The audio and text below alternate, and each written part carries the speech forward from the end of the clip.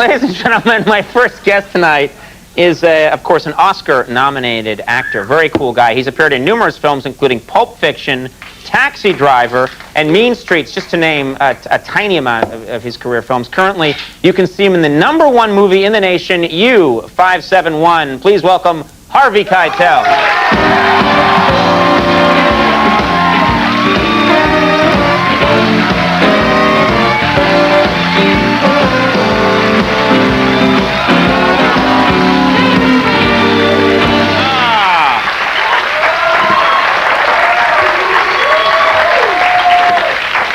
Thank you so much for coming here. Great to have you. Thank you. The actor will be out later. The master illusionist is here now, though. Yes. Yes. Look, you're the master illusionist. I am. Yes. What is that?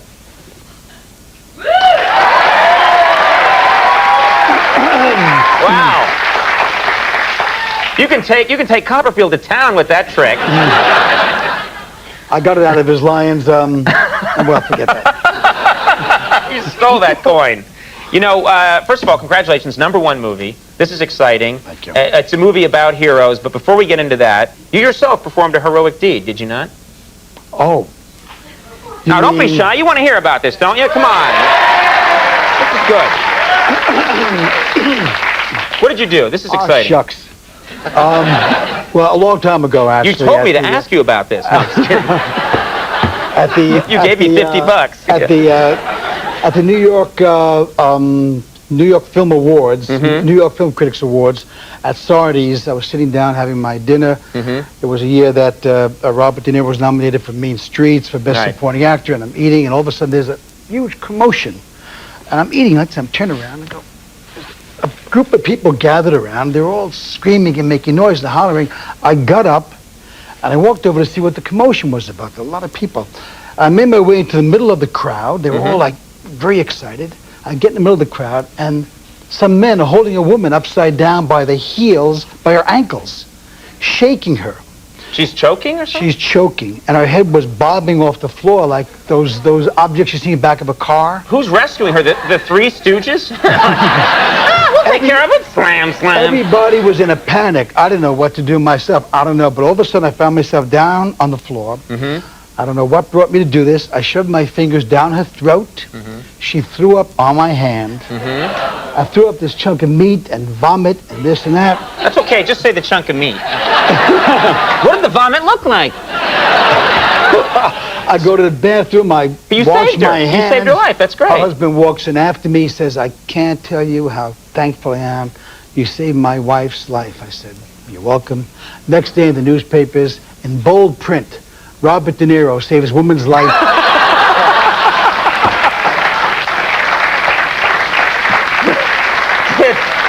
All I could think about was looking at my hand. Now, this has been a pattern for you. This happened another time, didn't it? You're not going to believe this. We're in Rome, Italy, me and Robert De Niro, and some police pull us over because someone told them we were with the Red Brigade. They pull us over one night very early in the morning. The Italian police get out with submachine guns, and me and De Niro up against a wall. They had their machine guns on us. They take us to the police station. They didn't believe who we were. Finally, we proved who we were. They let us go. Next day, in the International Herald Tribune, Robert De Niro and Keith Carradine arrested in Rome. Keith Carradine? All I could think They come up with Keith Carradine. All I could think about was looking at my hand and going, I can't get a break. Yeah. You know? Man, you know what I can't believe? I was because I think I've seen many of your movies. I can't believe that when you were a kid, because you speak so well. When you were a kid, you were a stutterer. Is that right? I was, yes. You stuttered. Yes. How? Thanks for bringing that up. I mean, my shining moment. Yeah. Well, no, I thought that's going to be an inspiration to a lot of people. If anyone out there stutters now, to know that you did as a child. That's well, you know, that's actually, one time when I first became an actor, there was a call from a guy. He got my number. I was still listed at that time. He had read that I was a stutterer, and he called me stuttering, asked me how I did it, what happened, and I talked to him for a while. So yes, it did make me feel good to help someone, to speak to this guy. Yeah, but when I was a kid, it was a problem. I was mocked all the time by friends of mine, you know, who loved me, but you know, we were kids, and Right. from Brooklyn, and kids are mean. The way you express love was by putting somebody down. It was a Brooklyn trait. You know what I mean? You know what I mean? That didn't change in my adulthood. I remember I used to call for this friend of mine, and I would get up very early in the morning, and I wanted to play ball, you know, so I'd get up very early, but I knew I had to call my friend on the 3rd floor quickly. Otherwise, his mother would say, "Get out of here, it's too early in the morning." Right. And his name was Howard Weinberg, so we called him Howie. So I'd go sometimes in the morning, I know I have to say it very quickly, like, "Howie, Howie, Howie," scream it quickly so he could get to the window before his mother does. Well, sometimes I got to the street before the window, and I screamed out, "Ha, ha, ha, ha, ha," and the mother would come, "Get out of here," before I had a chance to get out the Howies. Oh, and the mother would say to Howie, "I don't want you playing with that Robert De Niro." And then I look at my hand, Like, you can't get a break. Let's talk about this movie, U-571. This was the #1 movie last week. This is, people like this movie. This is exciting. Yes. Well, I do want to say that, apropos of the movie, that America does have heroes. And a lot of America's heroes are the men and women who have served in the armed forces.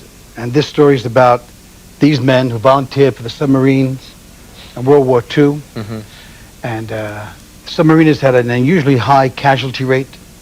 And still they volunteered.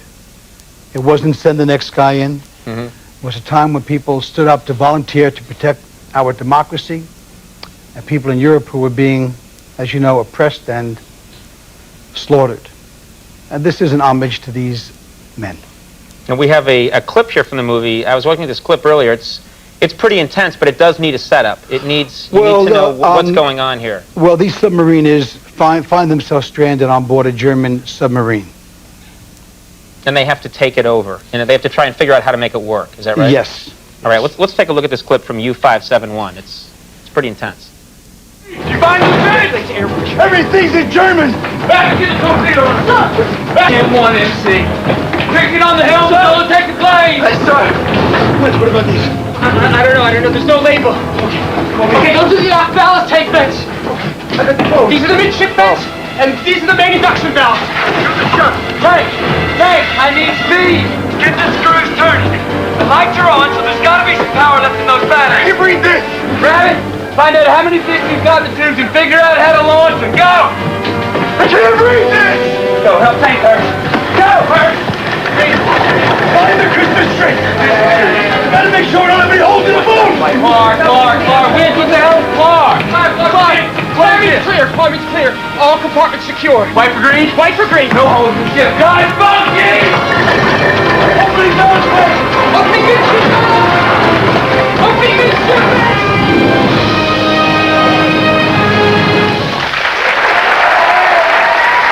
Ladies and gentlemen, U-571 is in theaters right now. Go check it out. And you also wanted me to mention that the New York City Marine Corps birthday ball is November 10th.